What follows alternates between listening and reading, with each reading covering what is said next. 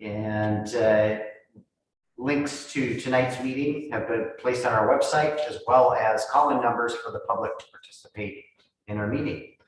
With that, I would ask that you join me in the Pledge of Allegiance. I pledge allegiance to the flag of the United States of America and to the republic for which it stands, one nation, under God, indivisible, with liberty and justice for all.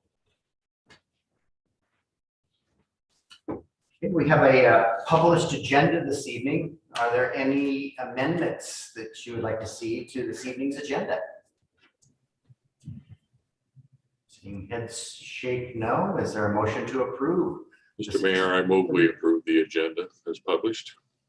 Second. Motion by Councilmember Clausen, second by Councilmember Lucarelli to approve the agenda as presented. Any further discussion of this evening's agenda? Hearing none, all in favor, please say aye. Aye. Aye. Opposed?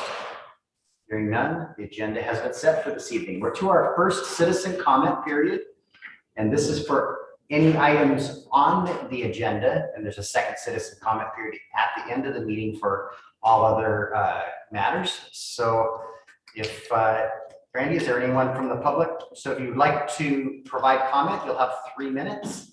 And if you could identify yourself and raise your hand so Brandy can acknowledge you. And I'm going to set my timer. I've been neglectful in doing that. Is there anyone wishing to address the council tonight, Brandy? Yes, Mayor. I have 3 people that have raised their hand. I'll bring the first person over. This is Karen, and she should be in the panelist now. Here, yeah.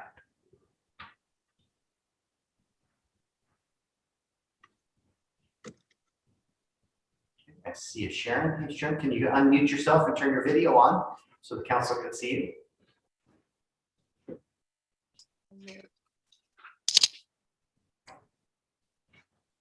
Am I unmuted now? Yep. Do you have the ability to turn your video on? I'm not finding my video. Oh, there we go. There we go. Sorry. There you are. Wonderful. Hi. Once Good again, evening, Mayor, council members, and guests. I'm Sharon King, Chair of Fathoms of Fun Festival, and I would like to address the Paradise Amusement Carnival issue. It is Fathom's desire to bring back to the community the tradition of having fireworks and a carnival together once again on the waterfront. For years, we have been listening to comments from the community asking us to bring back the carnival with the fireworks. We even took a survey one year if folks wanted the carnival back, and it was an overwhelming yes.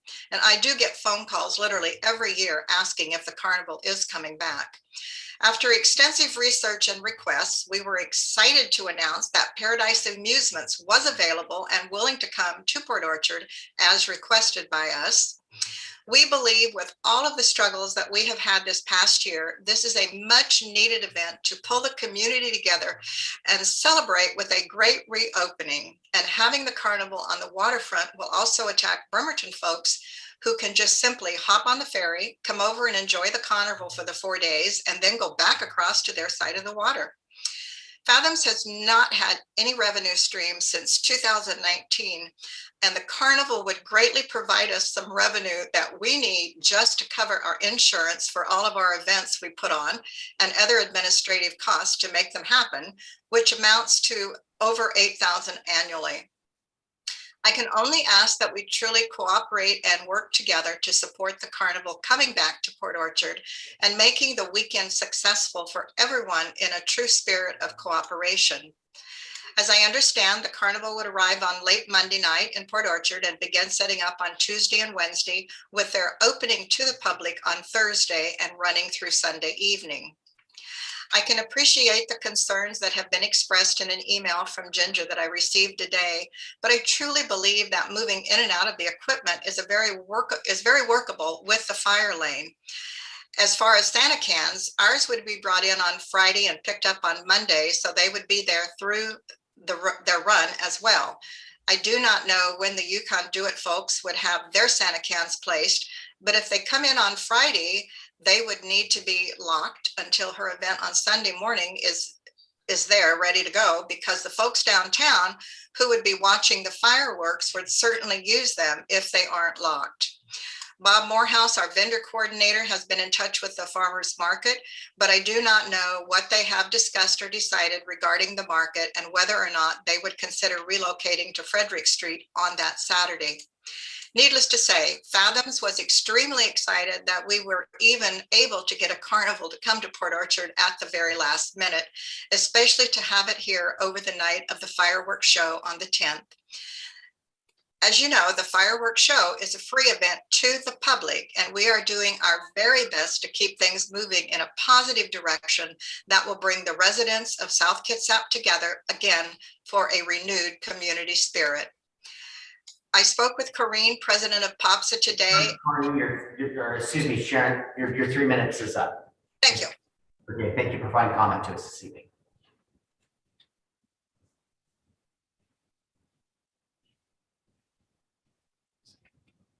Randy, go ahead when you're ready to bring the next person in.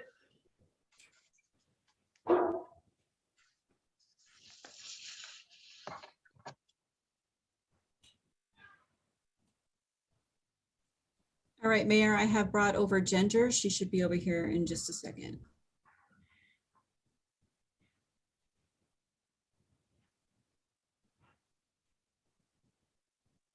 Ginger, I see you there. If you can unmute yourself and turn your video on. Thank you. Can you hear me? I can hear you, and if we could see you, it'd be great. Oh, I'm so sorry. Give me just a moment. Where is it? Where's the video? Okay, sorry about that. All right, good to see you. And please identify yourself for the record, and you've got 3 minutes to address the council. Thank you. My name is Ginger Johnson, and I'm with Runamuck Racing. Thank you for giving me some time to address you this evening. Runamuck hosts the Yukon Do It Half Marathon July 11th, starting in downtown Port Orchard. A few weeks ago, we met to discuss having Fathoms of Fun, the carnival, at the same time as Yukon Do It on Sunday.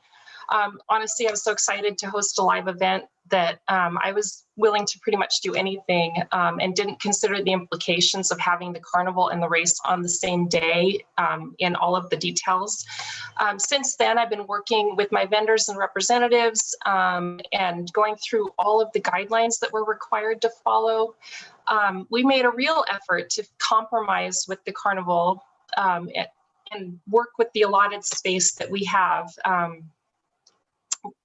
The 8,000 square feet as opposed to within the park itself, as opposed to having 25,000 square feet, the normal amount of space that we would have during our event. With COVID safety requirements for social distancing, we're now needing more space than we would normally need given the COVID guidelines. And so the carnival would cut our space down to 8,000 square feet, like I said, as opposed to the 25,000 square feet. I just don't see how we can make our race work safely and follow the COVID and safety guidelines that are required by the state. At this time, those have not changed. There are other safety issues that I'm concerned about. I've shared them, as Sharon mentioned, in an email, but I do apologize, but I just don't think that our event and the carnival can happen on the same day in a safe manner for my runners and to put on a quality event. And like I said, all of those issues are addressed in the email that I sent to Randy today. Thank you. Thank you for providing your comment.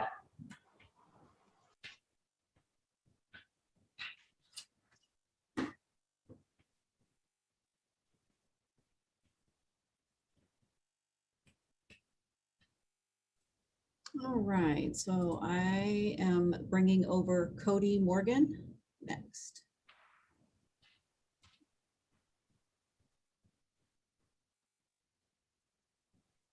Cody, I see you there. Can you unmute yourself and turn your video on so the council can see you? Hello, can you hear me?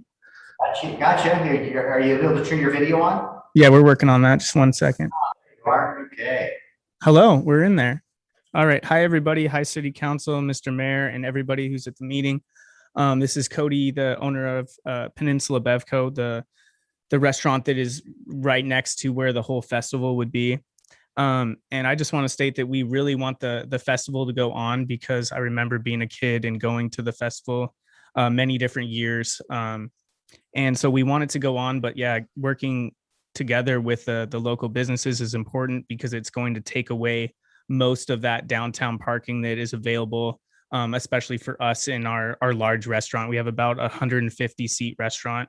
And unfortunately, right now, our place is 21 and up, so that we feel it might be tough with the parking for our customers to attend, that most of the people possibly at the carnival would be families. And unfortunately, right now, our business is not set up to let families come inside. We are working hard to try to get it possibly approved from the Liquor Control Board to become family friendly in time for this event, so that we're kind of trying to work with the event and tailor our business for that. But I talked to the Liquor Control Board, and she said it's a maybe that I'll be able to get it in time. So we're working hard, but I'm unsure.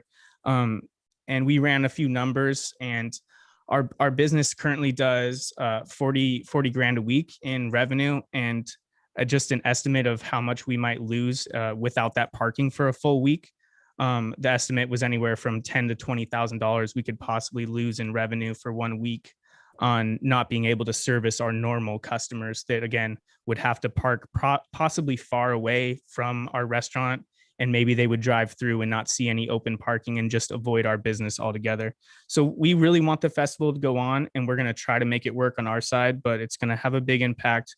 And the question is for you guys, and maybe the Fathoms a Fun people too, like, is there any ideas out there of how to mitigate that impact for our business and other local businesses that need that customer parking? And if there's any way to mitigate that, or any ideas to help out those people. All right, thank you for your comments, Cody. Thanks.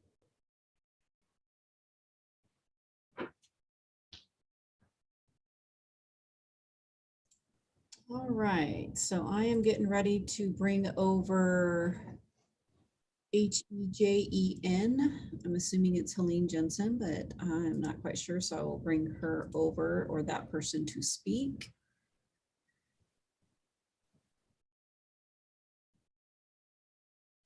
Okay, I see.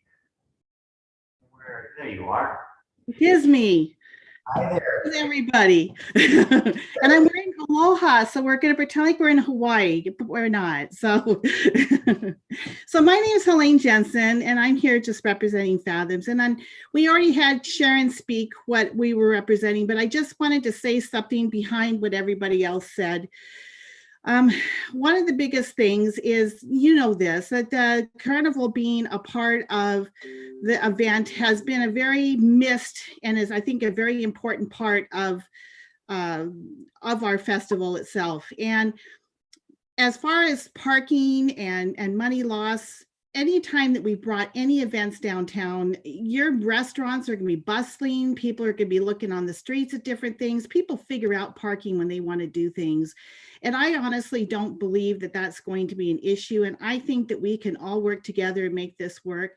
As far as it being safe and sane for everyone so that their events can happen, that's everyone's goal. That's all that we have in mind, is to try to make sure that everything is what it needs to be.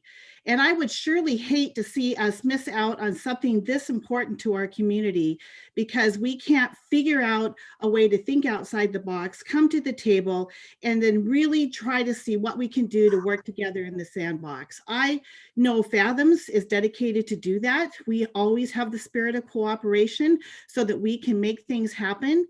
And I just would like to see that everybody else come to that same spirit, and let us all have something so the community can really grasp and enjoy this event and kick off the year with something that's been a real challenging year throughout this whole time. Thank you for your comments, Helene.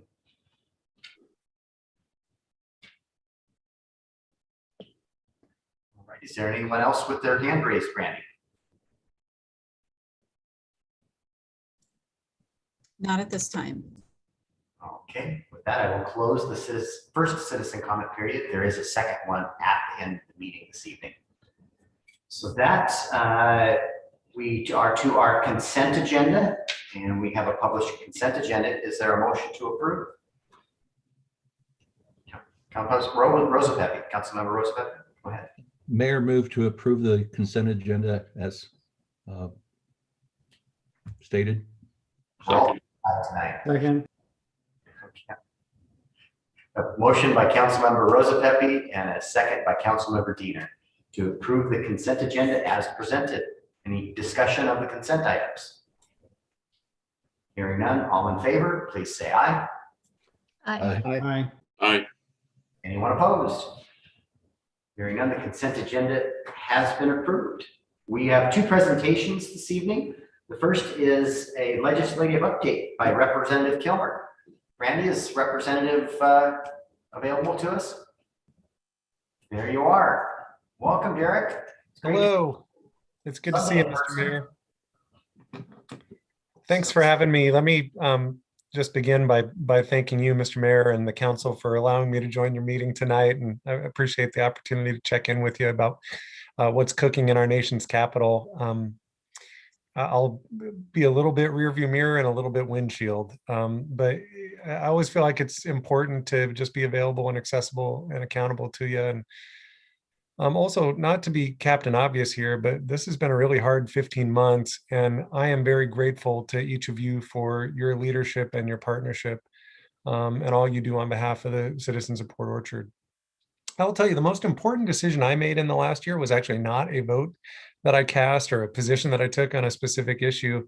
It was a commitment that I made that if one of my constituents reached out to my office, having lost a job or lost a business or lost a loved one due to this pandemic, that I was going to reach out to them directly, that I wouldn't send them a form letter, but that I'd call them. And as you can imagine, I've had literally dozens and dozens of conversations this past year, and they really both informed my work over the past year and have fostered a sense of urgency. I spoke with a woman on the peninsula, and she said, I've worked my entire adult life up until March of last year, and she lost her job. And she said, I used to organize the food drive for my employer. And she said, for the first time in my life, I had to go to the food bank because she couldn't afford groceries to feed her family.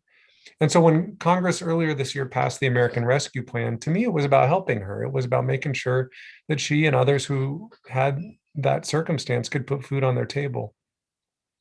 I talked with a small business owner, a restaurateur, who had told me that he'd spent decades building his restaurant. And he said, I just can't figure out how to make it through this year. And so when Congress passed the American Rescue Plan earlier this year, to me, it was about helping that business owner and other small business owners. It was about extending that Paycheck Protection Program and providing some new grant-based resources for restaurants and bars and coffee shops. I talked to a son who was just heartbroken, and just had anguish in his voice when he talked about not being able to visit his mom in the hospital before she died from COVID. And so part of my push in supporting the American Rescue Plan was to make sure that we're getting more shots into more arms more quickly. And our country has made extraordinary progress in that front, with nearly 300 million vaccinations administered across the country. And that's pretty incredible considering that number was 0 not too long ago. I've spoken with far too many moms and dads who've struggled to find childcare. That is also hurting our economic recovery. That's why the American Rescue Plan expands access to safe and to reliable childcare. There's a lot more to that new law. It was about making sure that the folks I spoke with who lost their jobs, really through no fault of their own, can get unemployment benefits, that they can put food on their table. And I'd be remiss if I didn't mention one other thing. It included some changes to the tax code, an expansion of the child tax credit and of the earned income tax credit. Those two provisions alone are expected to cut childhood poverty in our country in half this year. That's a big deal. Part of the American Rescue Plan was also about just ensuring that our educators, that our schools have the resources that they need to teach our kids, so that we can reopen schools safely and make up for lost time in the classroom. I was up in Port Angeles last week, and part of their intent is to use some of those funds also to deal not just with learning loss, but some of the social, emotional, behavioral health challenges that have arisen within the student population over the last year. A lot of the conversations I've had over the last year have been heartbreaking, but they have definitely kept my they've been motivating. They've kept my fires burning and just keep pushing for the federal government to take action to help folks who are struggling. Beyond that, and part of the reason I wanted to be sure to visit with your council today was just to recognize that the American Rescue Plan also acknowledged that that our municipal leaders, that our county leaders, that our state and tribal governments have really been the folks on the front lines during this pandemic. You have borne additional costs. And rather than seeing those costs borne by taxpayers in Port Orchard, the federal government ought to help out. And so toward that end, the American Rescue Plan does provide support to our state to the tune of $4.5 billion in state fiscal relief, but also to local governments as well. So far, Kitsap County is anticipated to receive in the ballpark of $52 million. Your municipal government is expected to see north of $3 million. Part of the value of that is one, just recognizing some of the costs that you've borne as a consequence of the pandemic. These are flexible funds. They can be used to support public health expenditures, everything from COVID-19 mitigation efforts to medical expenses to behavioral healthcare, mental health, and substance abuse treatment. They can be used to address negative economic impacts caused by the public health emergency, whether that be small business assistance, or support for some of the industries that have been hardest hit, or support to households facing food or housing or other financial insecurity. It can be used to address other inequities and make sure that we have an equitable recovery. And it can even be used for some basic infrastructure. Things like water, sewer, and broadband are eligible uses of those funds. So speaking of infrastructure, let me shift from the rearview mirror to the windshield. I think that's what's going to be on the front burner for Congress over these next few months. As you know, the president has put forward a framework of an infrastructure bill that that Congress is negotiating now. That framework doesn't just focus on roads and bridges, which are undeniably important, but also things like wastewater, water systems, affordable housing infrastructure, broadband. And I think those infrastructure investments can be really important for putting people to work now, but also laying the foundation for economic growth over the long haul. As that work continues, certainly I am interested in ensuring that the benefit accrues to our area. Mr. Mayor, I am very grateful for your involvement in a regional effort focused on the bottlenecks at Gorst and the resilience of that challenge at Gorst. That is a priority for me as well. There's discussion also underway about whether that infrastructure package might also include some of the challenges facing our naval installations, and including some infrastructure needs at Puget Sound Naval Shipyard. I am also about to introduce a bill that's focused on helping communities that have faced persistent challenges and making sure that there's long-term flexible assistance to communities that need some help. I'm happy to talk more about any of these things with you. Let me just mention two quick things in closing. Now is also the time where the House Appropriations Committee, on which I serve, begins that process of determining how the federal government's going to invest in key programs that affect our communities. As a member of that committee and as a recovering economic development professional, as you can imagine, a lot of my focus is just making sure that we have an economy that works better for everybody and making sure that we're funding those programs and priorities that enable that to happen. Things like expanding broadband service, things like promoting economic development opportunities and education and healthcare services, making sure that we're making investments for climate resilience and even things like early warning systems for our natural disasters. And finally, funding for housing programs, because even before this pandemic, we knew we had affordable housing challenges. Those have all been exacerbated as a consequence of the pandemic. Let me also mention, I'm joined tonight virtually by Katie Crabtree from my team. Listen, half of our staff in the district does what we call casework. So if anyone watching has an issue or knows someone with an issue with the VA or Social Security, or this year, a lot of calls to the Small Business Administration, which thankfully has not yet put out a restraining order against me or my team. But if you have any issue with any federal agency, please don't hesitate to reach out to my office. We are eager to help. So again, Mr. Mayor, thank you for allowing me to come and check in. I know that you and the council have a full agenda. I'm certainly happy to take questions if you have them, but I take no umbrage if you need to get on with the rest of your agenda. I see Councilmember Lucarelli has her hand raised. Do you have a question? You're muted. So. Oh, There we go. you know what? I didn't have it on though. I just hit it now. It went on, but I didn't have it on before. But hi anyway, Derek. Thank you. Good to see you. Hand wasn't your hand. It was the mouse from this new device happened to be parked on you. So it was me. It wasn't you that raised your hand. So, but thank you for. I see John's got his hand raised. John. Yeah, just a couple quick comments. Thank you for coming here tonight, Derek. It's always enjoyable to hear what's going on in the other Washington. And I just wanted to take the opportunity to thank you for just representing our community as well as you do.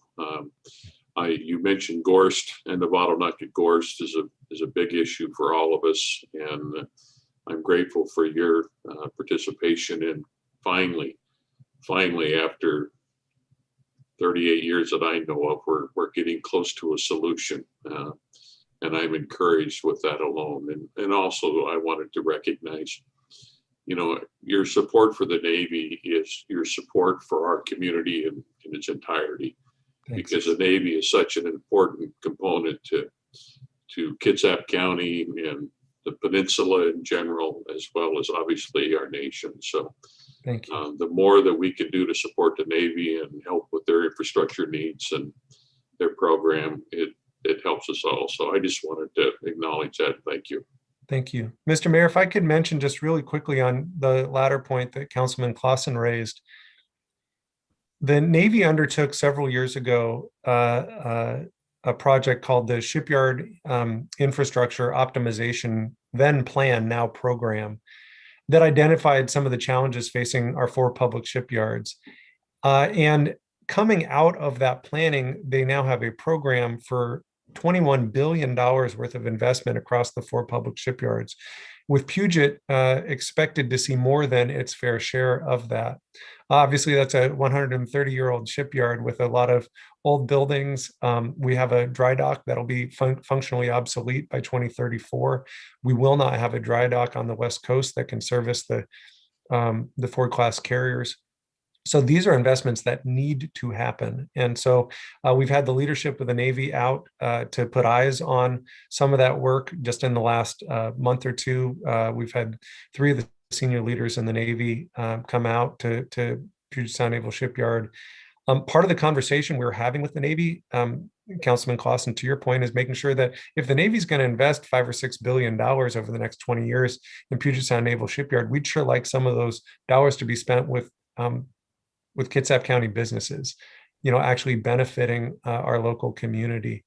Obviously, we benefit when the shipyard's able to do the important work that is so vital to our national security, but and to employ a whole bunch of people too. But if we can also see part of the infrastructure benefit with local contractors getting local jobs, that's a good thing. And so that's a big part of my push too. Derek, I just wanted to echo John's remarks, and you're a fabulous partner to our community. You're always there, when I have a call, or you take my call, you answer my questions, and it's greatly appreciated. I see Councilmember Kachari with his hand raised.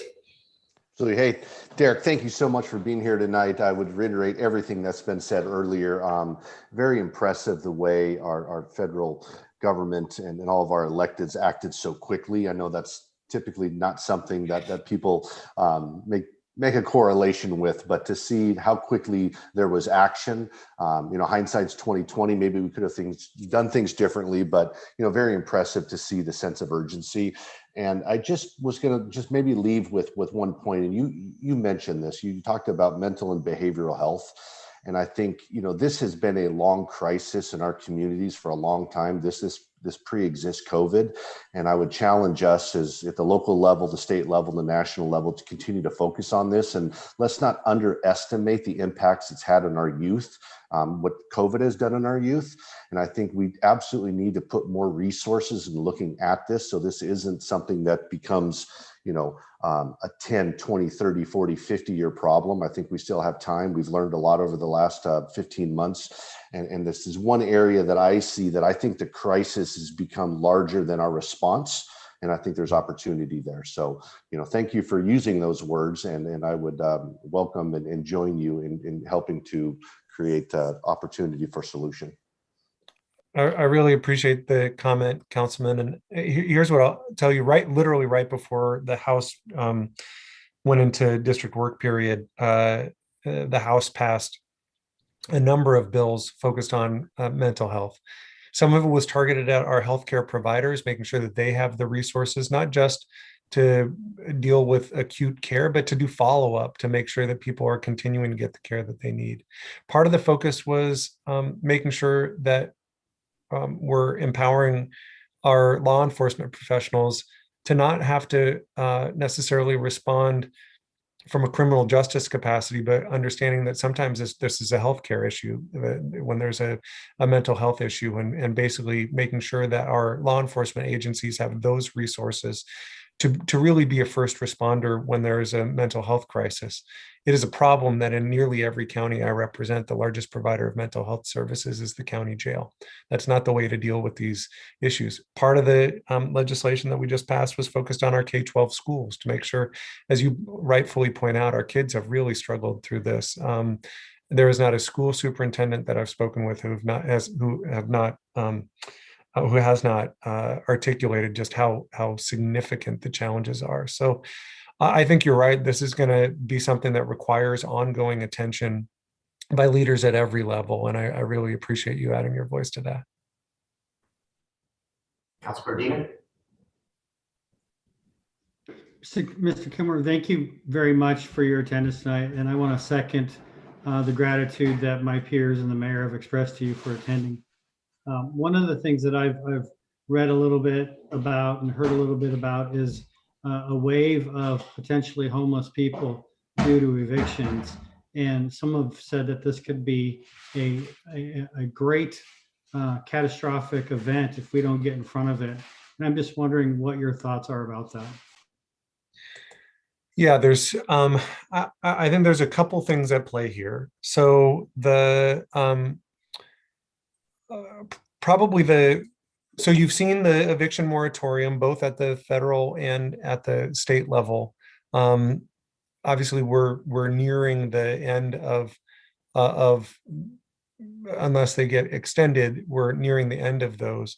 Having said that, part of the American Rescue Plan was geared towards doing something beyond eviction moratorium and actually providing rental assistance. The American Rescue Plan provided about $26 billion, if memory serves me correctly, for emergency rental assistance. The value of that is that enables people to pay their rent, so that rather than just sort of holding off having to pay because of eviction moratorium and then seeing a giant lump sum due, which would create the type of crisis that you're mentioning, this would enable people to actually pay their rent. That's good news for renters, but it's also good news for landlords because they get paid also.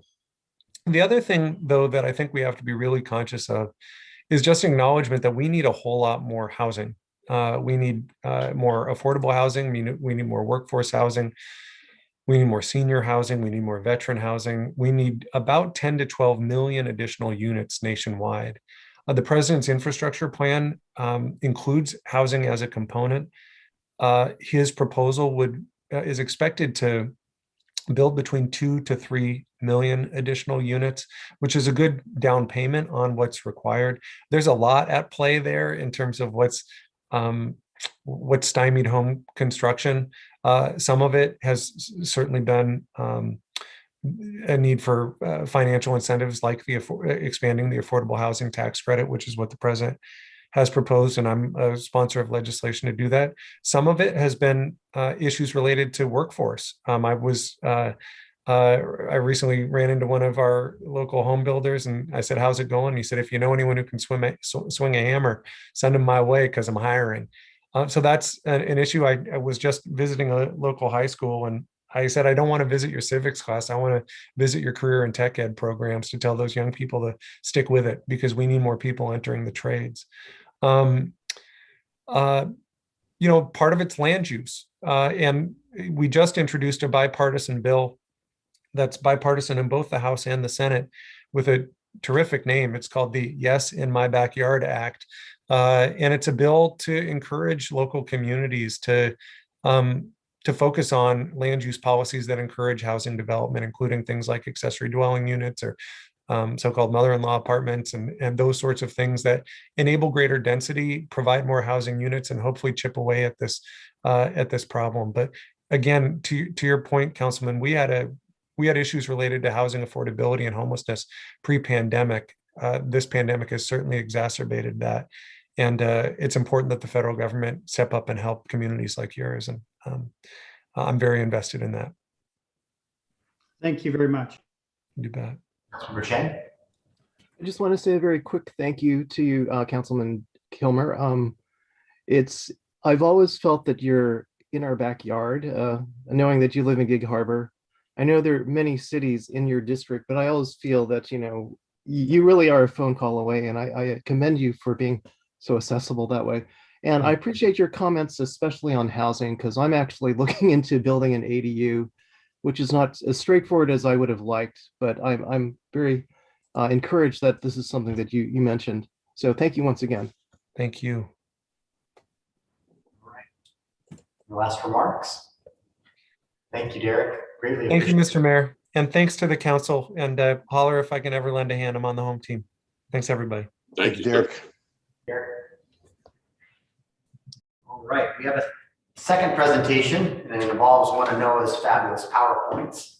And hopefully we can keep this to about 15 minutes or so, depending on your guys' questions. But Noah, if you could, Brandy, enable screen sharing for Noah and let him give his PowerPoint presentation.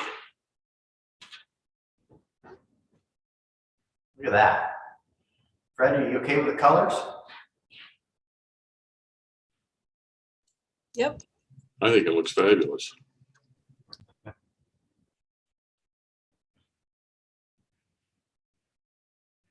right, Noah, go ahead.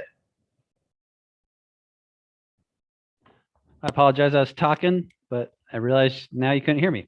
I was just saying that now the mayor has given me a timer. So I'm going to ask that the council members hold their questions to the end until we get kind of to the policy conversations. So what this presentation is about tonight, it's continuing the conversation we started about 3 weeks ago regarding water, sewer, capital facilities, charges, and exceptions to paying that charge. And this really came into a great discussion regarding how are we going to treat redevelopment? How does the Port Orchard Municipal Code treat redevelopment? How should we handle this? So staff have been working hard to kind of pull this code apart and put it in a way that's digestible, understandable, so we can have the policy conversation as far as where do we want to go. And hopefully by the end, we can kind of get to the policy direction with the intent of staff coming back in future council meetings kind of and providing examples and further dialogue on this front. So this presentation, I'm not going to focus so much on the first slides 3 through 7. They are intended to be a resource. They reflect the current code. So I'm going to try to get to the scenarios and walk through those, because I think that will really help the full council as well as the public understand what the code says and how we would execute on that code, which will facilitate the discussion. Where does the council want us to go from here? So I'm gonna move through slides 3 through 7 fairly quickly in order to get into the meat of the presentation, which is understanding the scenarios. Again, 1304 here is the full water and sewer chapter code. The green tiles are highlighted in green.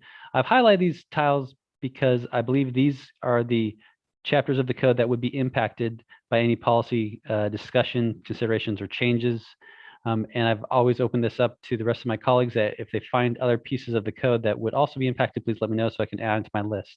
Here we are just more narrowly focusing the conversation. Again, this is more of a tracking tool for me and my colleagues to know chapters that are impacted by this discussion.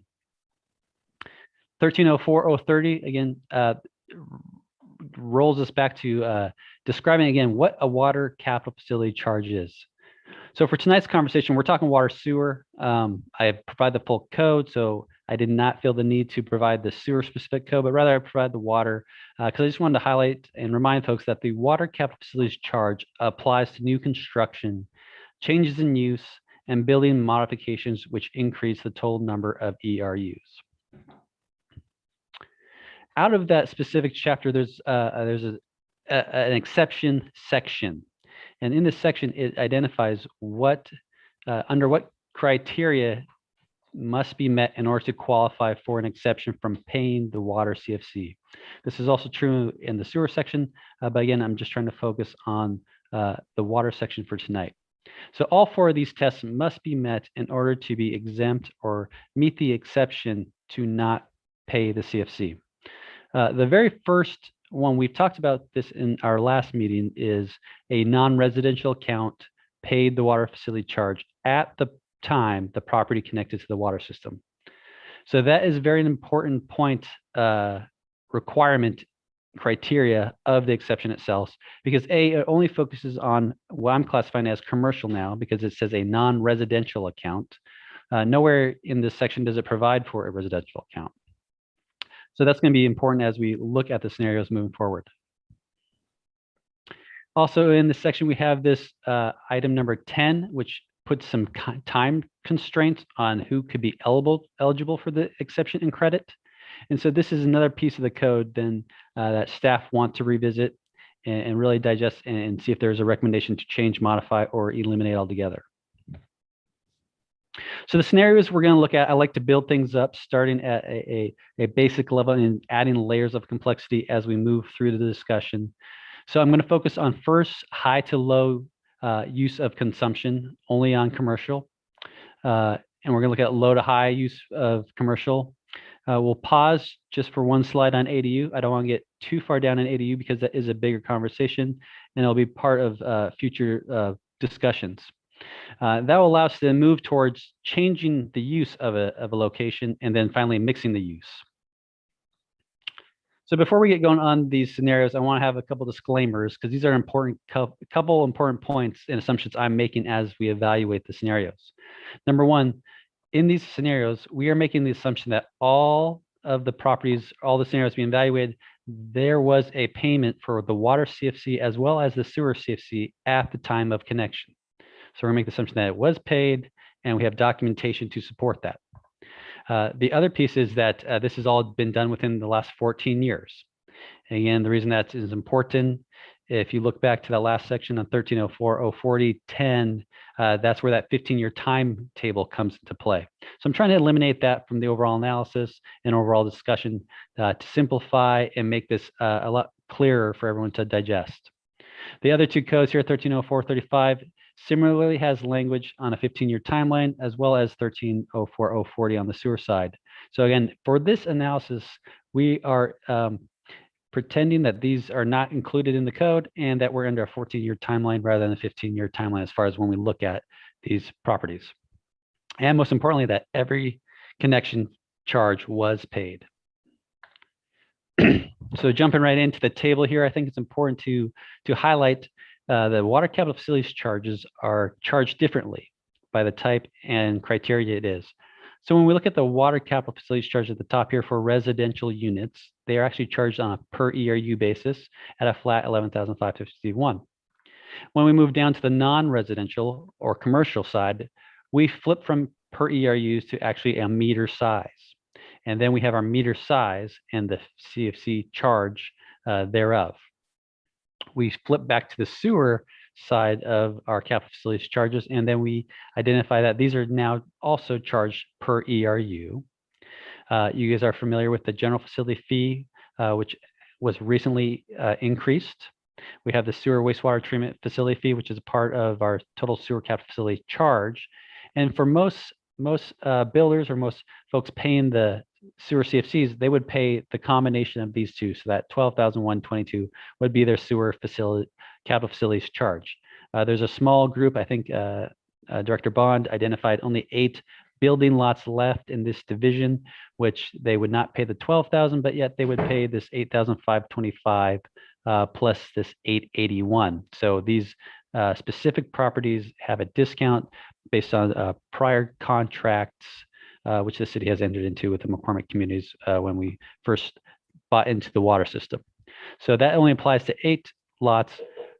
So most businesses or commercial residential that are paying those CFCs would pay the 12,122 for sewer. So I was on that table. I really try to make clear that for water residents, we charge by ERUs. For water commercial, we charge by meter size. And then for sewer, we charge by ERUs. Now for this discussion tonight, since we are on a tight timeline, I'm not going to go into the bi-monthly billing structure, but I'll quickly identify that you can see here that it is different than ERUs as well, or meter size. Under there, we charge by units, meter size, and consumption. And then on the residential side, we charge by dwelling units. Again, this is the verbiage and language used in the code. It makes it distinct and different. Similarly, for commercial, we don't do it by ERUs or units. We actually do it by a category type. So if we find that you are a large restaurant, that is the category in which you are charged a bi-monthly bill.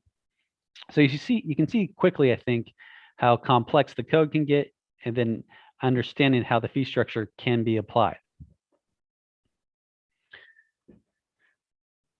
So the first 3, I think, that we're going to look at are what we would say are provided for in the code, are clear, and so we can walk through this scenario, say these are good scenarios that we have code language for, and this is how we would handle it. Again, first we'll start with high to low use consumption, move on to low use, and then stop in at the ADU conversation just for a minute. So looking at the high to low use consumption capital facilities charge, here is the scenario we are discussing. We're discussing a large restaurant that wants to become a 4-unit office space, okay? And in my first column here, I'm gonna take some time to explain the table here. That way, when we move to the next few slides, it'll make a lot more sense and we can kind of tick along a little faster. This original column is the original time of connection. This is what they paid at the original time of connection. So a large restaurant at the original time of connection paid it for a 2-inch meter and paid for 5 ERUs. Now, they would like to change to a 4-unit office space. And you'll note that this is a commercial property staying within the same piece of commercial. So we're not changing the category type, commercial. We're just changing the use of the business and certain aspects of it. So we're going from a 2-inch meter to a 3/4-inch meter on water, which also is a reduction of sewer ERUs from 5 ERUs to 4. You'll see the net impact here in this middle section, which reduced meter size, reduced by 1 ERU, which comes to the financial impact. For the financial credit here, we are making the assumption that at today's rates, at today's 2-inch water meter rate, that would be the credit value available. So if you flip back a few slides to the table on the CFC's chart, you would find that 2-inch meter at today's rate is $61,673. So that would be the credit we would apply. A 3/4-inch meter has a fee of $11,551. And so we have the net change or net charge here at roughly a $50,000 credit on the waterfront. On the sewer front, we have a $60,000 credit. We have a $48,000 charge, and then we would have a net change or net charge of roughly $12,000 at the sentencing. So when we look at the code, we identify very clearly that the ERUs decreased, meter size decreases. There is a fictional $50,000 credit available. There's a fictional $12,000 credit. So per the code, we would not charge a water or sewer CFC for either of those categories. There is no refunds available, but there is no capital facility charge. I'll pause there and just check with the full council if everyone's tracking along here, that table, because that's important before we launch into the more complex scenarios.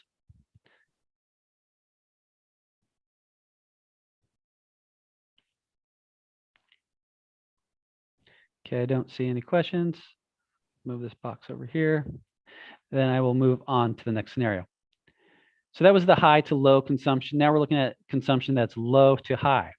So in this scenario, we're looking at office space that's 2 units that is going to convert to a large restaurant. Again, this is a commercial facility to a commercial facility, therefore provided in the code. Again, we're looking at a 3/4 inch meter, which will, when it's becomes the new restaurant, will be an 1.5 inch meter. We are moving from 2 ERUs at a small 2-unit office space to a large restaurant space of 4 ERUs. We're both increasing the meter size as well as increasing the impact of the ERUs in the sewer system. The same math applies. A 3/4 inch meter would receive a 11,571 credit.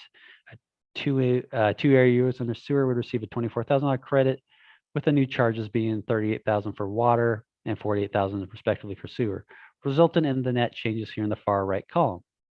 Again, in our summary results here, we have ERUs have increased on the city with water CFC revenue. So the charge would be $26,000 and we would charge them $24,000.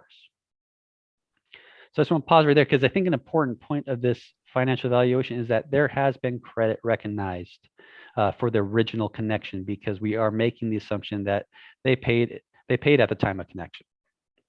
So there was credit applied against the new charges, which resulted in a reduced fee for this movement from an office space to a large restaurant.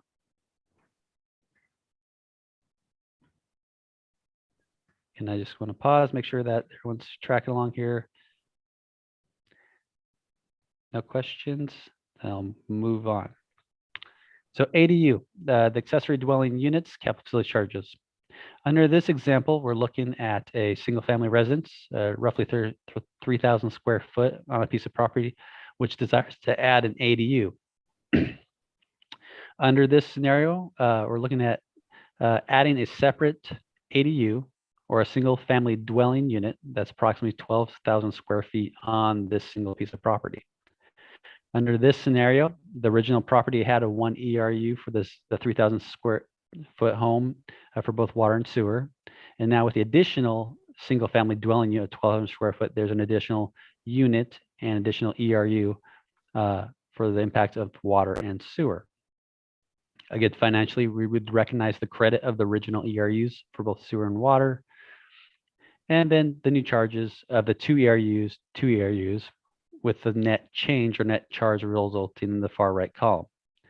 So under this scenario, we observe that ERUs would increase, and we would also have a charge of 11,571 for the water CFC and 12,122 charge for the sewer CFC. Again, credit was recognized based on the original CFC being paid, that assumption. Go, Sean. Just a quick question. This applies to the last couple of slides. I'm just curious, and again, I understand that this is the way the code's written. I just think it's a little strange that a credit would be given in present value charges when they would have paid you're right, something less, right? So if originally in this particular slide an ERU was $5,000, why would we not credit them $5,000 yet credit them the 11,571, which is today's CFC? Yeah, I think it's an interesting point. I think that's the approach that we've interpreted and taken it. I think it's, I don't think Jackie Brown's on this call, but she makes some good points about a customer that paid for that original CFC buying an asset, and they own that asset, and the asset has increased or appreciated over time, but they still own the asset.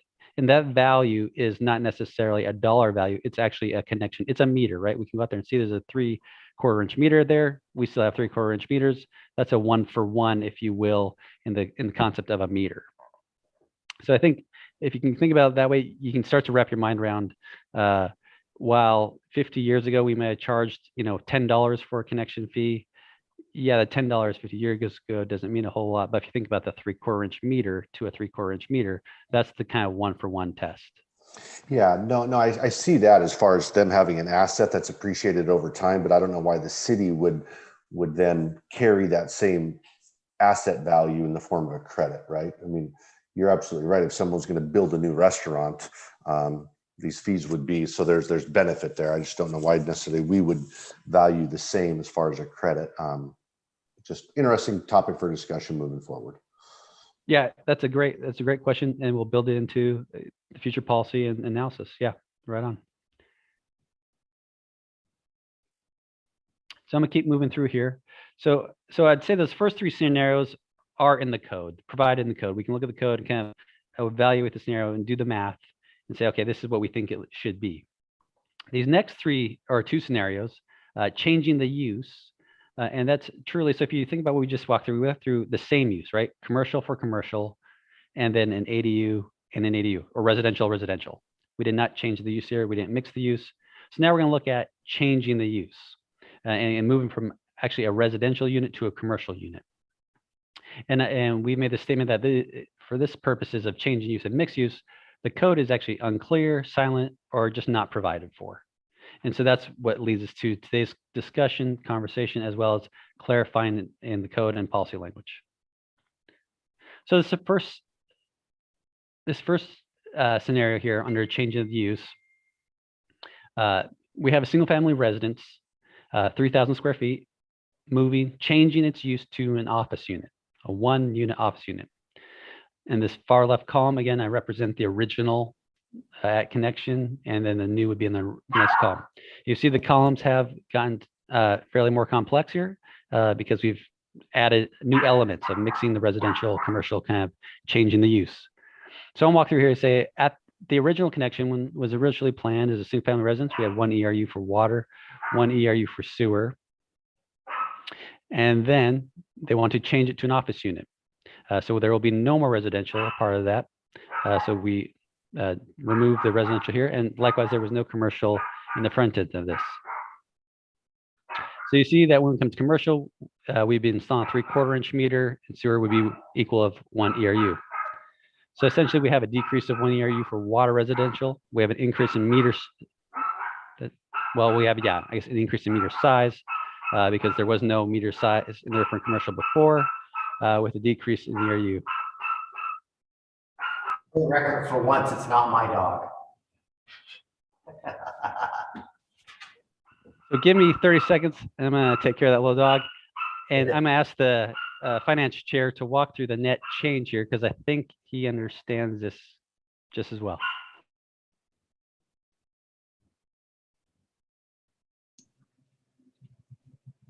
Well, when he said financial chair, I wasn't sure if he was referring to me or.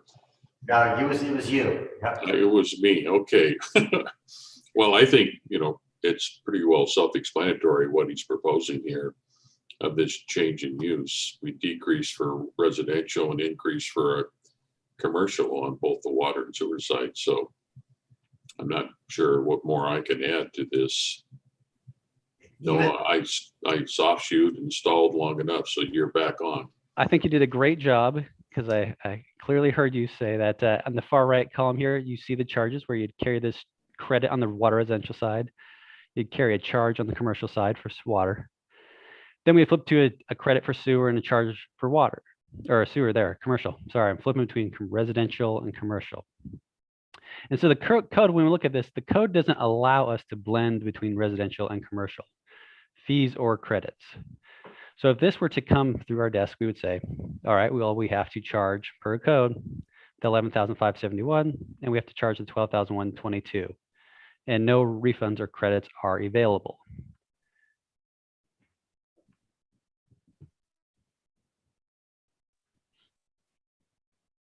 So I just want to pause there to let you digest that because that's what the code says. And that's kind of what's kind of led us here is like, is that fair? Is that equitable? Well, what other alternatives could we look at? Would the council consider an alternative to looking at net ERU's impact to the city? And more importantly, why do we differentiate between commercial and residential? Should we be differentiating between the two? And the second alternative here is, would the council be willing to allow for residential and commercial fees and credits to be combined? So under this example in particular here, if this was a direction the council wanted to go, the resulting fee would be 0 for water and 0 for sewer, because you can see that the charge, the credit, would be dollar for dollar against the charge. And they would just net each other to 0, net each other to 0. And that is if we change the code to allow for this blending, commingling of the residential and commercial fees and credit structure. Okay, so let's look at the next one. Next one is a single family residence becoming a small restaurant. And I'm just going to jump to the far right column here. Again, on the water side, you see the credit that could potentially be available for the resident side. You see the new commercial charge for the small restaurant. You see the sewer credit that could be available. And then you see the charge for the small restaurant here. And again, no blending of residential or commercial fees or credits, which would mean that we would have to charge the $61,000 for the water CFC and then $36,000 for the sewer CFC. No refunds or credits. As an alternative, if we allowed for residential and commercial to be blended or combined, you'd see the resulting water fee would be roughly $50,000 because we would net the $11,000 credit against the $60,000. And our sewer fee would be roughly $24,000, again, because we're looking at this more holistically. Our third example in changing of the use, we're looking at a large box store, of a big Walmart, if you will, changing into an apartment complex. Again, I'm gonna jump to the far right here. Although I did want to mention this, what we're doing really is going from a 2-inch meter to 20 units, 20 unit apartments, 20 ERUs. You'll see that both on the sewer side as well. And so you see that there's this credit of $61,000 for this 2-inch meter on commercial. And the new fee for the residential 20 units is $231,000. We take that down to the table again, no blending of residential and commercial fees or credits would mean there would be a fee of $231,000 for water CFCs and $242,000 for sewer CFCs. And again, if we allowed for it, we would see a water fee of $169,000 roughly and sewer of $218,000 roughly. So you can see how the commingling can change the numbers. If we look at a piece of property as a piece of property and the impact to the city differently than how we have it set up to be very kind of commercial driven, residential driven, and not crossing each other. So now we're going to move on to mixed use. So on the prior examples, we went from a 1-to-1 ratio, right? We went from residential to commercial or commercial to residential.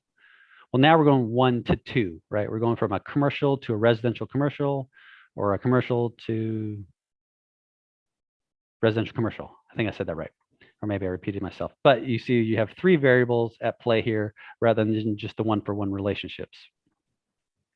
And so in this example, we're looking at this scenario.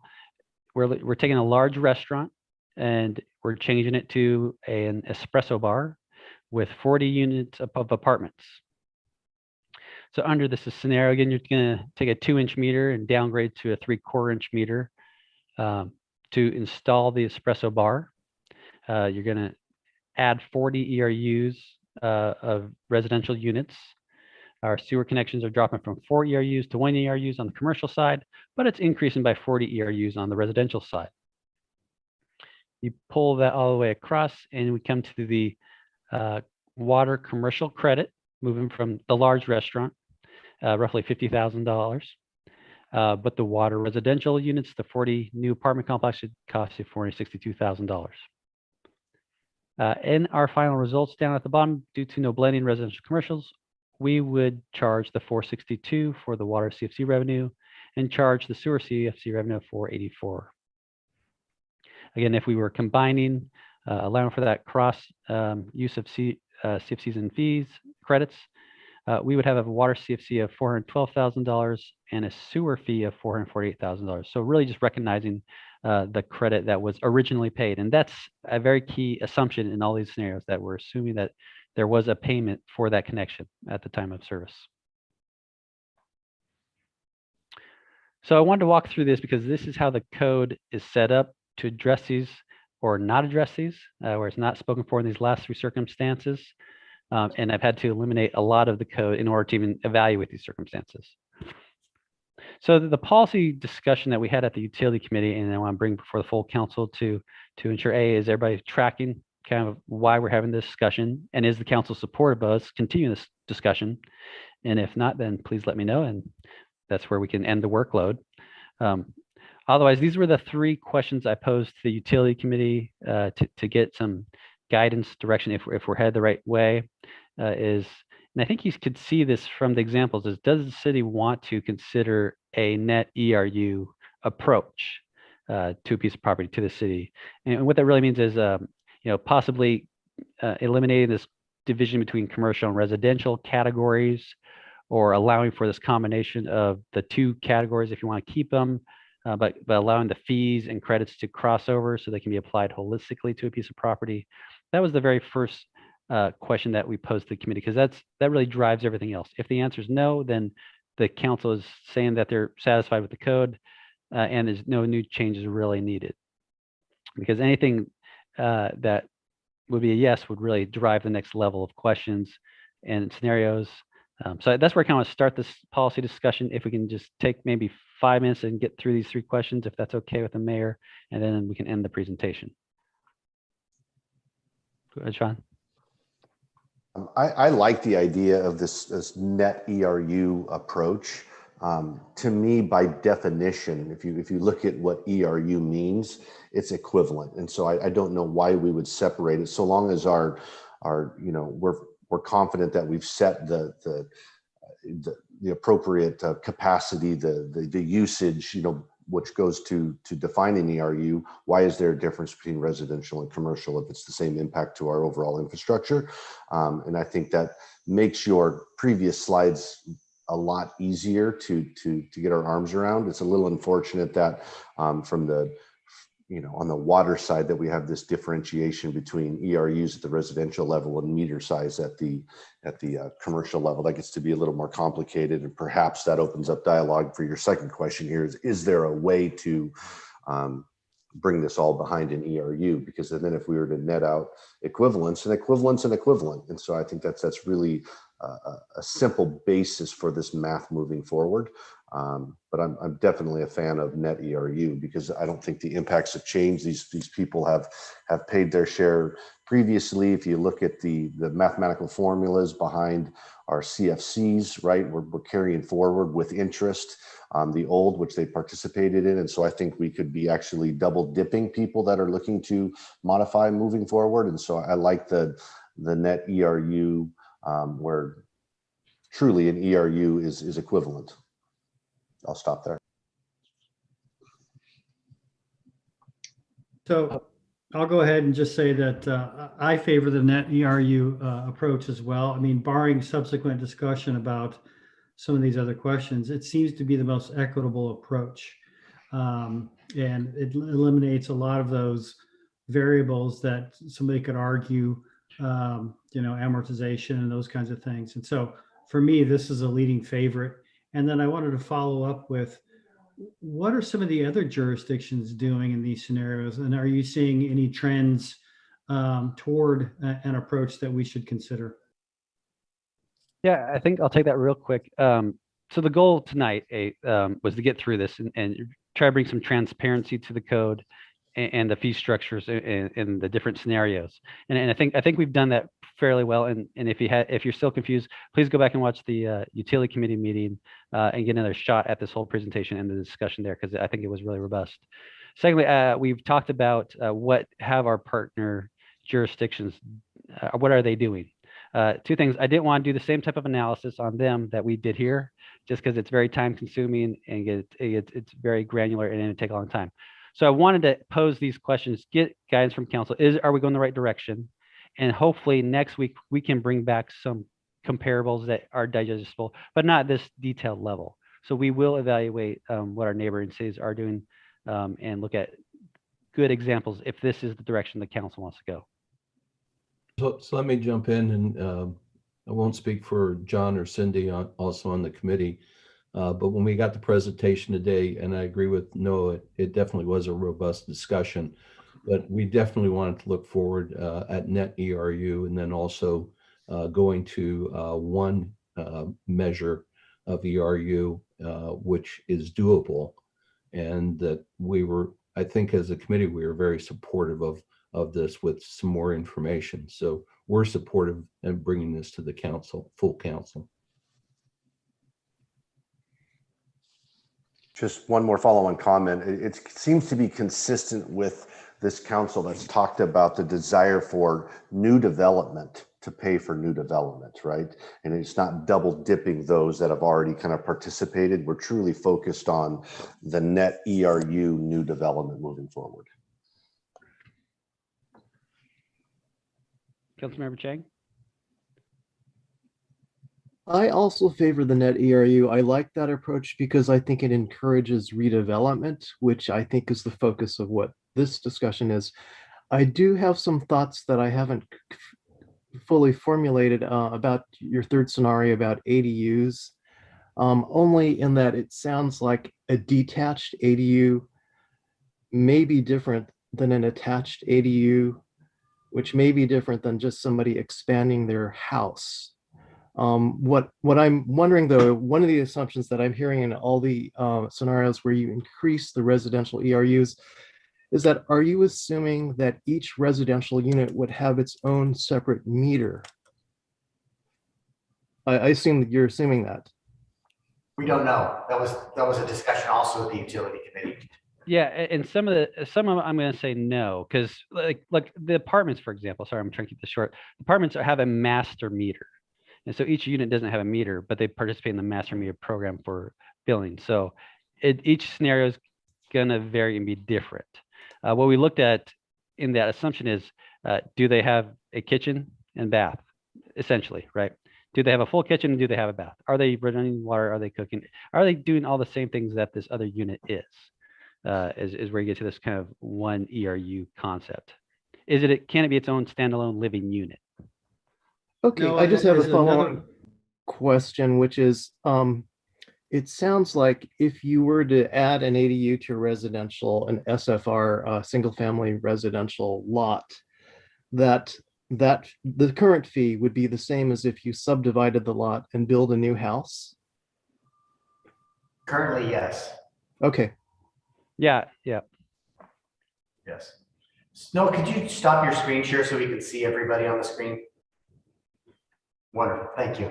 I see Mr. Dorsey's got his hand raised, and then I think we got an idea of the flavor of what you guys would like us to continue on with. Mr. Dorsey?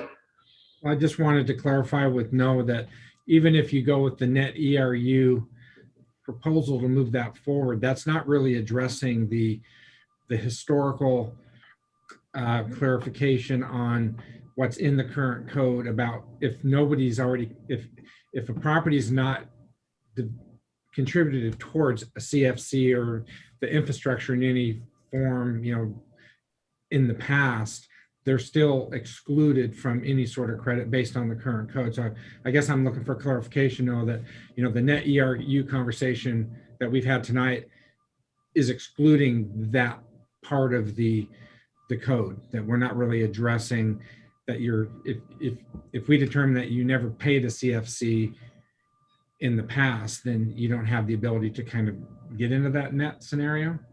So Yeah. The utility committee, we talked about that kind of a scenario. We basically said we were going to go with its current recorded use.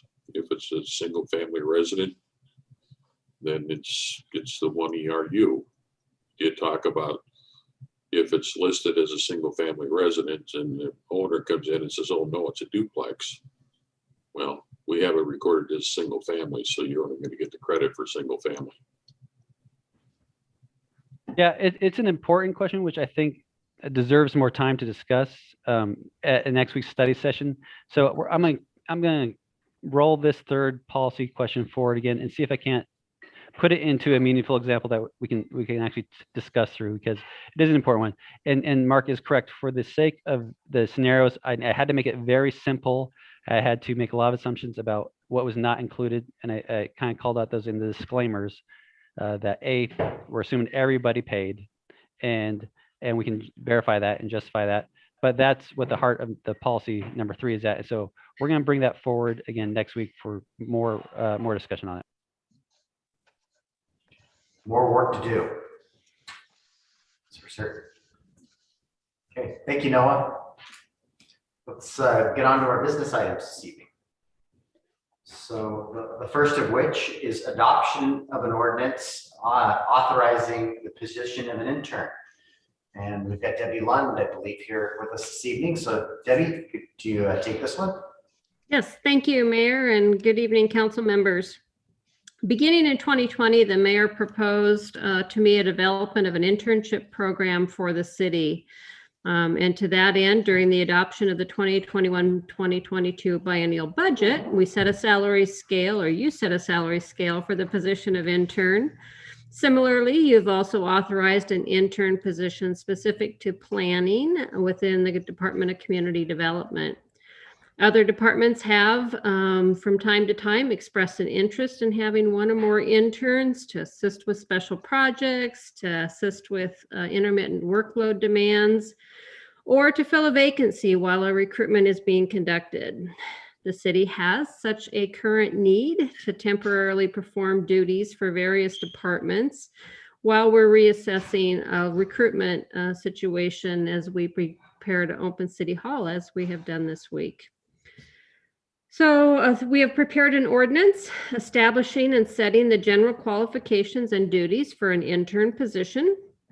Included is the authority allowing this intern to float and move amongst individual departments as needed based on those departments' needs.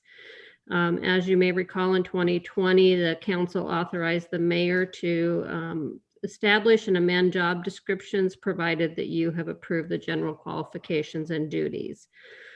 So staff recommends approval of the attached ordinance and summary for the position of intern, and I'm happy to answer any questions. Good. Councilmember Clausen.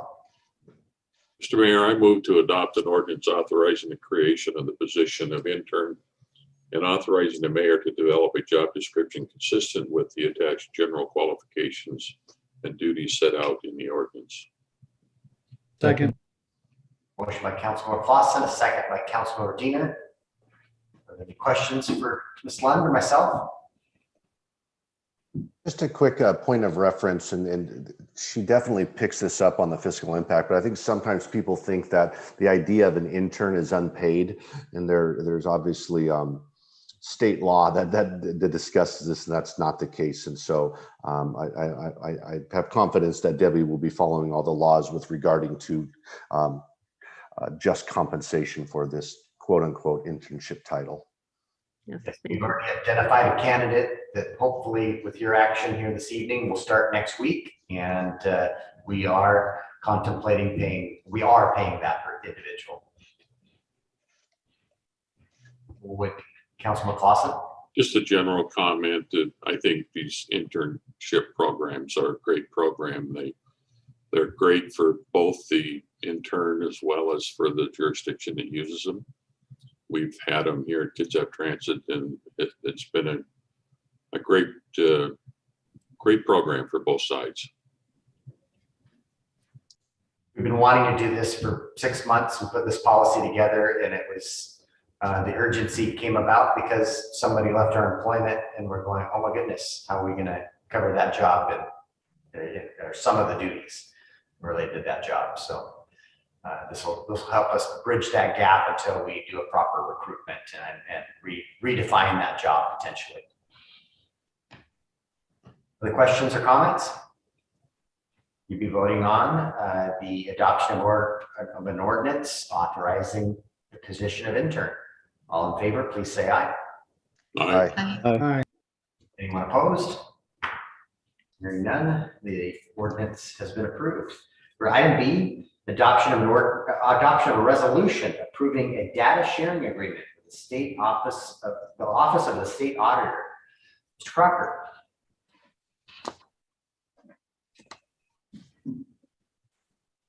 Okay, pull this up.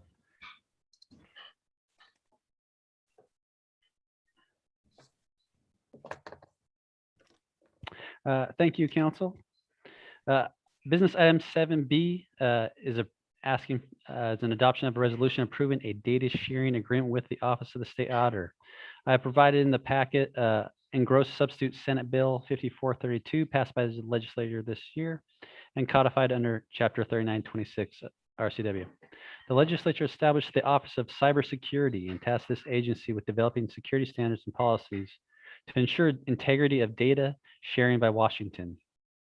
As part of the legislation beginning July 1st, 2021, data sharing agreements will be required between and among all state and local governments who share data as part of their governmental functions. This includes data exchange during annual audits.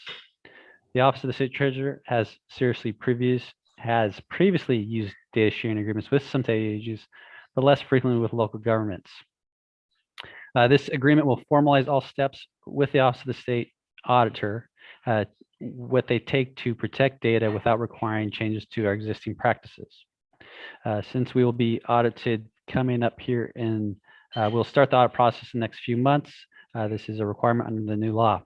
So staff would recommend approving the resolution and authorizing the mayor to enter into the data sharing agreement with SAO. Councilmember Rose Pepe. Mayor, I move to adopt a resolution authorizing the mayor to enter into a data sharing agreement with the state auditor's office. Seconded. Motion by Councilmember Rose Pepe, a second by Councilmember Clausen. Any questions or comments? Hearing none. Voting on adoption of a resolution approving a data sharing agreement with the Office of the State Auditor. All in favor, please say aye. Aye. Aye. Is there anyone opposed? Resolution has been passed. We're to item C, adoption of a resolution approving a contract with Aquatech LLC for the Cedar Heights Lift Station valving and piping replacement project. Mr. Dorsey. Thank you, Your Honor. Council members. By this resolution, the City Council would authorize the mayor to execute a contract with Aquatech LLC for the Cedar Heights Lift Station valving and pipe replacement project. And this is the actual middle school small lift station. It's not the Pottery pump station.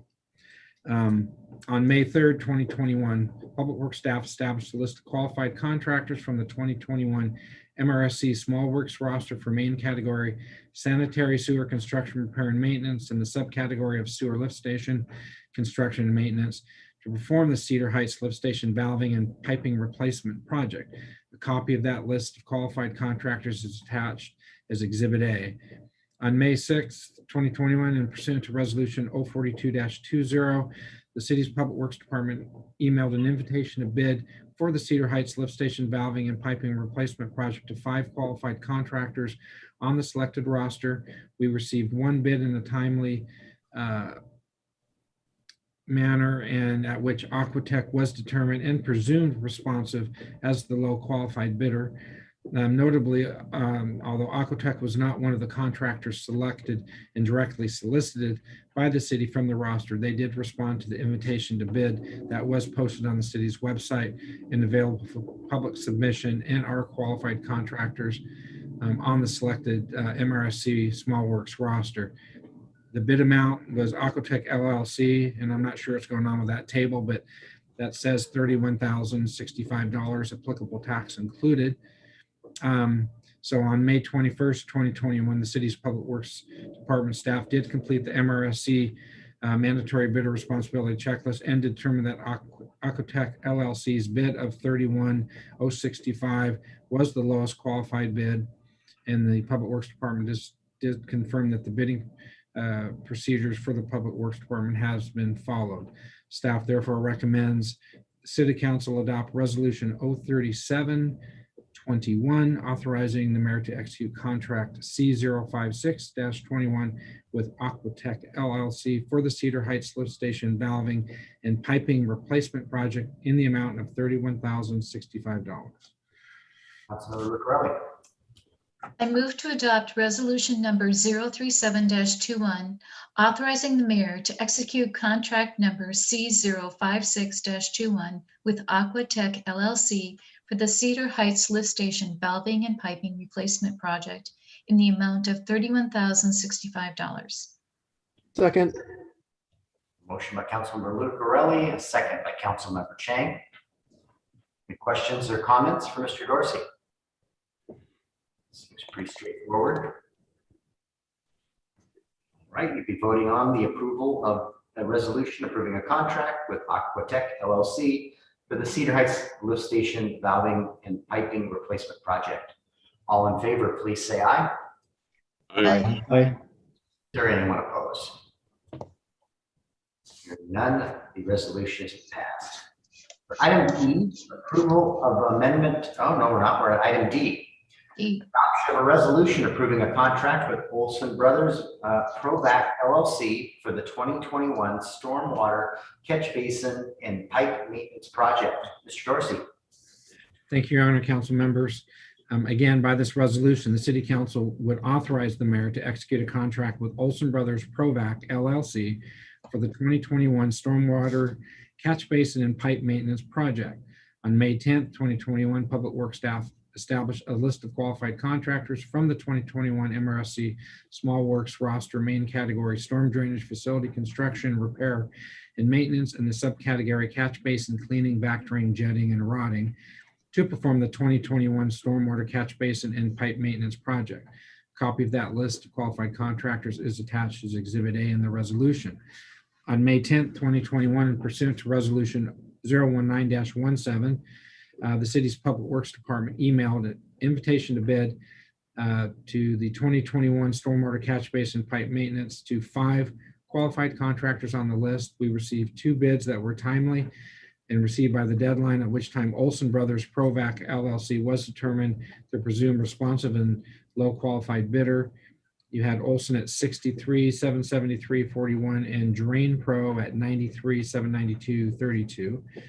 On May 24th, 2021, the city's Public Works Department staff completed the MRSC mandatory bidder responsibility checklist and did determine that Olson Brothers Provac LLC's bid of $63,773.41, applicable tax included, was the lowest qualified bid, and the Public Works Department has confirmed that the bidding procedures for the Public Works Department have been followed.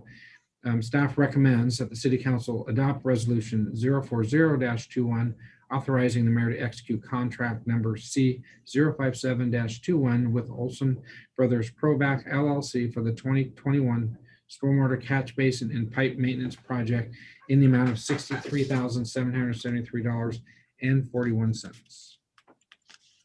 Councilmember Chang.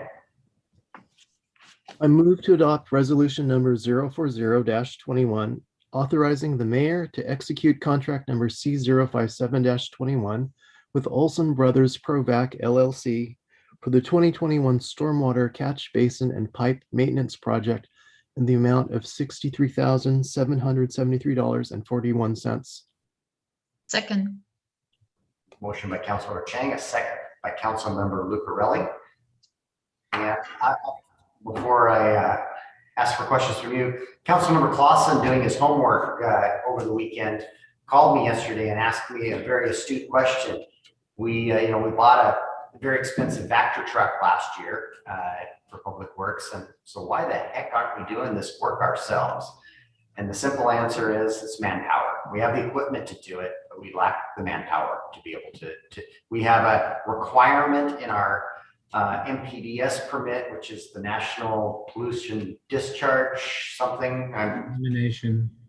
Okay, and through ecology, and we have to clean out every catch basin in the city every year. And this is just with our staffing levels, this is the most efficient way to get this body of work done. So it's a good question, and thankfully I had an answer. If you look at the inventory, I think it's attached. We've got hundreds and hundreds of catch basins of different sizes and all the pipe. And yeah, you're right. It's just manpower. And don't think that we utilize that and are very appreciative of that Vector truck, but it gets used for repairs. Something gets plugged or fill, needs to be maintained more often than this cleaning. It gets used quite frequently. So don't think that the equipment isn't being used. Councilmember Rosepepe? Well, that brings up an interesting question, and to Councilmember Clausen, nice catch. The question is, would this pay for a body that would allow us to catch up if this is an annual requirement, or is this something we'll probably see every year? This is something we historically do every year. And Mark and I and Tony had a meeting yesterday about what are the have-to-dos and the things that we want to do, and we need to do a better job communicating what the things that we're not getting to and communicating that in the budget process. So we're working on that, and I think we need to make a case whether or not it's more efficient and cost effective to do this with contractors or ourselves.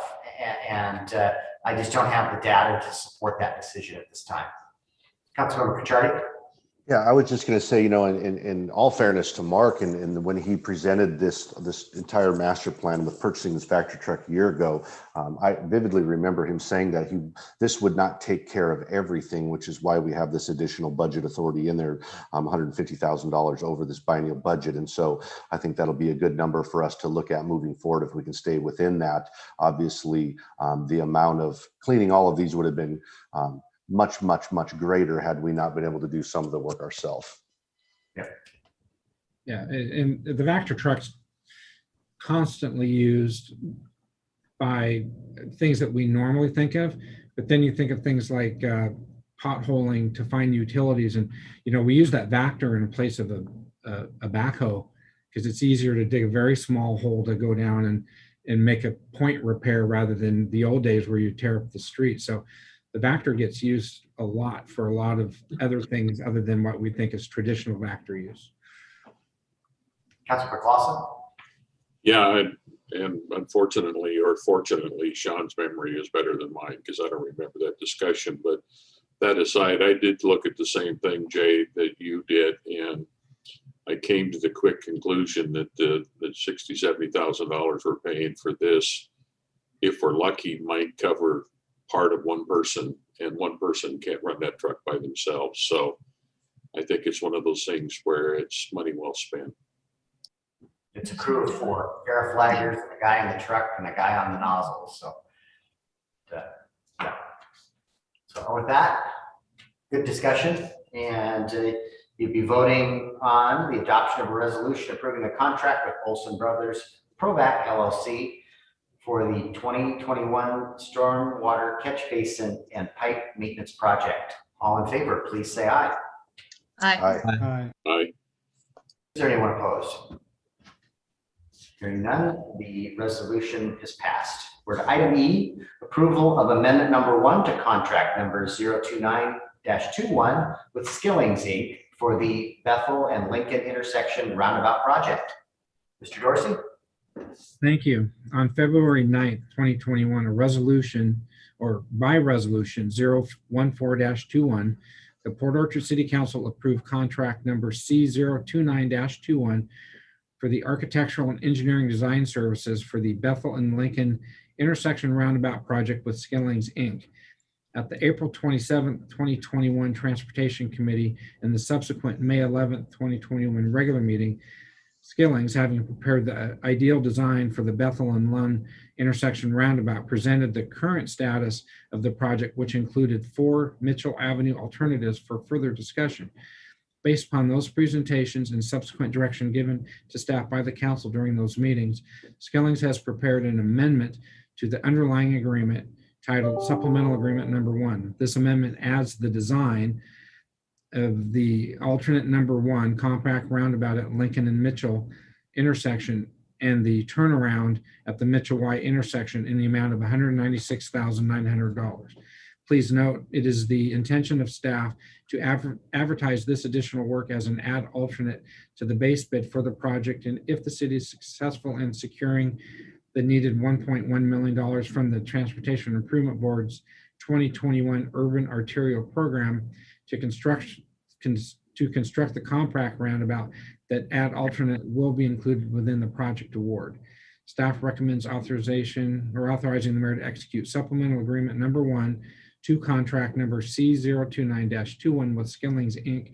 for the Bethel and Lincoln intersection roundabout project in the additional amount of $196,900, which brings their total contract to $734,354. Councilor Medina? Mr. Mayor, I'm happy to move to authorize the mayor to execute an amendment to contract number C029-21 with Skillings Incorporated for the Bethel and Lincoln intersection roundabout project in the additional amount of $196,900, bringing the total contract value to $734,354. Seconded. Motion by Councilor Diener and a second by Councilmember Clausen. Questions or comments? Councilor Diener, you're raising your hand. Yeah, I'm excited to see this go forward. I think I'm speaking for everybody. I'm curious, what did we land on in terms of the turnaround at the dead end of Mitchell in terms of the diameter? Yeah, haven't designed it yet. We're not that far. There isn't, it's not completed. It will really be driven by what the fire department requires of us. We've reached out to the fire department to get what their minimum would be. Right now, I think the hammerhead's probably the most logical. But, basically, our main goal is we're not going to get into any sort of right-of-way acquisition process. So that's our main goal. Thank you. Other comments or questions? Councilor Chen. I'm sorry, I really missed having a diagram, so I just want to clarify this addition of this is the smaller roundabout, correct? So there will be two roundabouts. It's the compact, yeah. Okay. Yes, the compact. Okay. Okay. Yeah, I like that design better. Thank you. Yeah. So what we're doing is designing it, and then if provided we get the grant, then we move forward with the construction of the second roundabout. If we don't get the grant, we lack sufficient resources to build that ourselves. So, but we'll have something that we can shop for future grants too in the event that we didn't get this grant. Right. The base bid is the main roundabout at Bethel with the three-way stop at Mitchell and some sort of hammerhead. The alt ad would just replace the three-way stop with this compact roundabout. That's our goal, is to build two roundabouts, provided we can get the funding. Other questions or comments? We'll be voting on approval of amendment number 1 to contract 02921 with Skillings Inc. for the Bethel Lincoln intersection roundabout project. All in favor, please say aye. Aye. Aye. Is there anyone opposed? Hearing none, the amendment has been approved. Charlie, do you have anything you want to mention here? I think we can introduce the item, and then my request to council is to call for an executive session related to the next item. Perfect. Our next item, item F, is approval of a carnival application with Paradise Amusement. Clerk Renderson, go ahead and read the staff report into the record. Good evening, Mayor, Council. So pursuant to Port Orchard Municipal Code, Chapter 5.32.080, requires council approval of an organization requesting to operate a carnival within the city. On June 4, 2021, Paradise Amusement submitted an application requesting to hold a carnival on the Port Orchard waterfront, with the setup starting from Tuesday, July 6th through Wednesday, July 7th, open to the public from Thursday, July 8th through Sunday, July 11th. And the tear down would be the night of Sunday, July 11th to Monday, July 12th. Staff has reviewed the application and has the staff and outside agencies have reviewed the application and has the following comments. Clerk's Office Farmers Market submitted their application on March 15, 2021 for a special event and was approved by the city on April 16th for the Port Orchard Farmers Market, scheduled for all Saturdays starting from April 17th through October 16, 2021. The event is being held at the Port Orchard waterfront and is open to the public from 9 a.m. to 2 p.m. It is the city's understanding that the two event organizers are in discussion to coordinate these two events. Farmers Market is willing to work with other event organizers if they can relocate to a suitable location. They have historically relocated for a few Saturdays in the past throughout their season. Run Amok Racing submitted their application on May 27th, 2021 for a special event for the Yukon Do It Summer Edition Run and Walk Marathon, scheduled for Sunday, July 11th, 2021. The application is still pending approval. The event would start at the Port Orchard Waterfront Park and will be open to the public from 5 a.m. until 3 p.m. It is the city's understanding that the two event organizers are in discussion to coordinate these two events. Run Amok Racing is willing to work with other event organizers if they have the fire lane to get in and out, be allowed to use the space to unload everything in front of the gazebo, and to have full use of the 6 spots for parking their trucks. Port of Bremerton is supportive of this use of the stalls and described. And then as mentioned earlier, there was some afterthought and an email was sent describing her concerns that she mentioned earlier in the first public comment meeting.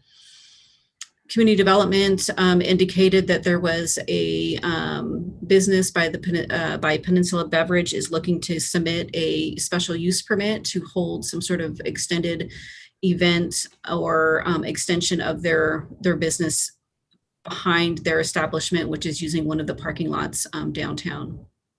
And the dates were estimated to be July 3rd and 4th, and possibly the 10th of July. Public Works and Police Department reviewed the carnival application as well, and they said that the complete closure of the parking lots 3, 4, and Harrison Avenue is problematic. Harrison is the only way in and out and cannot legally take a left out of Harrison onto Bay. This may impact all the businesses that rely on Harrison to access their shops and provide parking. Parking has been consumed for the businesses, public, and paid commuters. The parking in conjunction with another event will not be available for a full week. Logistically, this is not the correct location for this type of event. Kitsap Transit reviewed it and indicated that there's no concerns if the access along the proposed dash lines, which was included as part of the packet, a map of the layout, assuming that that is wide enough for the buses to travel through. They did indicate that if it's like any other events, that they have not had any complaints thus far. Kitsap Public Health District indicated that they did notice that there was going to be some food vendors, or if they do have food vendors, that they are required to get with them for a food service establishment permit. So that is what I have, and I believe that legal counsel may have some additional comments. Thank you, Brandy. Oh, yep, Mayor, sorry. Go ahead. Oh, okay. I was just going to respectfully request that the council amend its agenda to add an executive session to discuss legal risks associated with this item. And I could read into I would need a motion to amend to add an executive session, and then I can read the RCW into the record. Councilor Chardy. I move to add an executive session to our agenda dealing with this this particular business item. Second. Motion by Councilmember Pichardi, a second by Councilmember Lucarelli for the discussion of adding an executive session related to this item. Hearing none, all in favor, please say aye. Aye. Aye. Aye. Opposed? The executive session has been added. Charlie, you want to read the statute into the record? Yes, thank you. We are going to go into executive session for 10 minutes with action likely to follow pursuant to RCW 4230-110, subpart 1, subpart I, to discuss legal risks of a proposed action that the agency has identified where there are potential adverse legal or financial consequences to the agency. And I believe that the clerk's office circulated a link for the executive session. So if you use that link, we can, I believe, Brandy, we can utilize that breakout room. That is correct. Councilmember Diener, I just forwarded you that link. If you checked your email, it's in there. And if Chief Brown and Mr. Dorsey could join us in that executive session also, I've just forwarded you the link. So leave this meeting and join the other meeting. Okay, let's move back in 10 minutes. And then just for the record, perfect. Yep. And then may